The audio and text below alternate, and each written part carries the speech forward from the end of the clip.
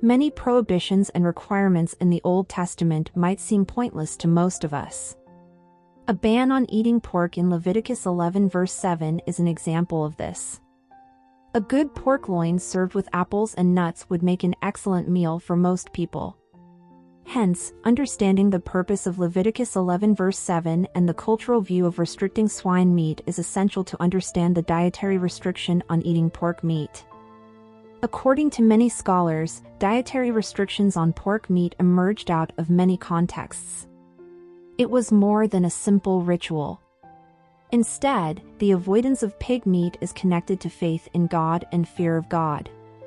The ancient Near East in Moses' time was idolatrous.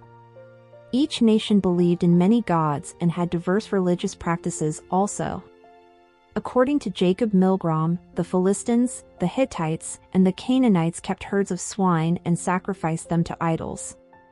Similarly, the Egyptians sacrificed pigs to the gods, especially to Set, the ruler of Upper Egypt, and consumed pork in a ritual feast. Hence, Jacob Milgrom argues that the dietary restrictions on eating pig meat in the Old Testament should be understood against the pagan practice and activities in the ancient Near East. Likewise, dietary restrictions on eating pig meat might have helped to differentiate a Jew from a Gentile.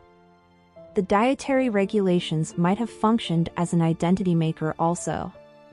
It helped to highlight Israel as a separate nation and a chosen people.